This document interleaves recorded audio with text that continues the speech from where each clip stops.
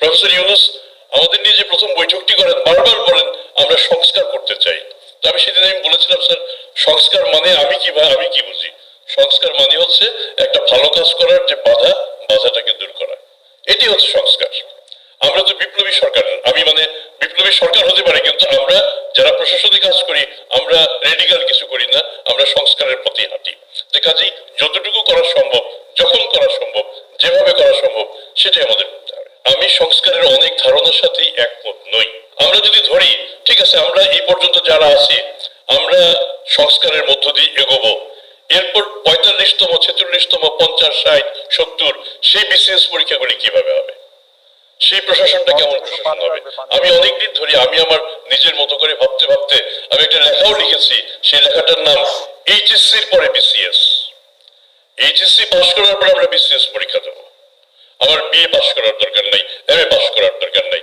এই দেশের অধিকাংশ পিতামাতা গরিব, তাদের পক্ষে এই যে এইচএসসির পরে এই লম্বা সময়টা সন্তানের ভরণ পোষণ, এতে তাদের জীবন দুর্বিষহ হয়ে যায়। অনেকের সন্তান চাকরি পাওয়ার আগে পিতামাতার মৃত্যুও ঘটে।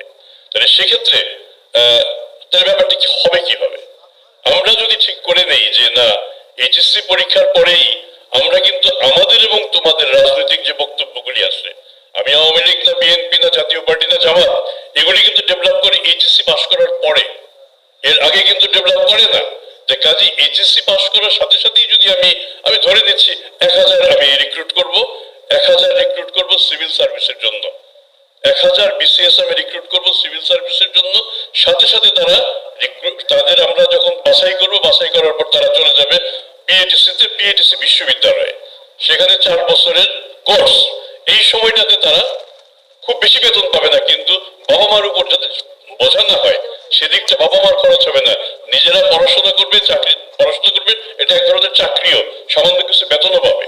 তারপর যখন 4 বছর শেষ হবে তার গ্রাজুয়েশন হবে এবং সেই সময় ঠিক হবে কে কোন ক্যাডারে যাবে। তাহলে দেখা যাচ্ছে আমি মোটামুটি ভাবে 23 থেকে 24 বছরের মধ্যে আমি আমার অফিসার পেয়ে যাচ্ছি।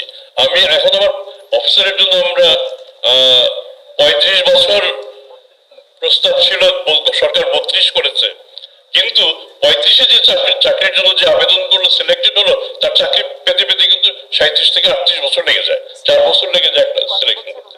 কাজে আমার মনে হয় আমাদের প্রশাসনিক সংস্কার কমিশনের কাছে একটা বিকল্প প্রস্তাব হিসেবে এইচএসসির পরে বিসিএস এটা আনা যায় কিনা। এটা আমাদের কাউকে এফেক্ট করবে না, চিন্তার কোনো কারণ নেই, আমাদের কাউকে এফেক্ট করবে না।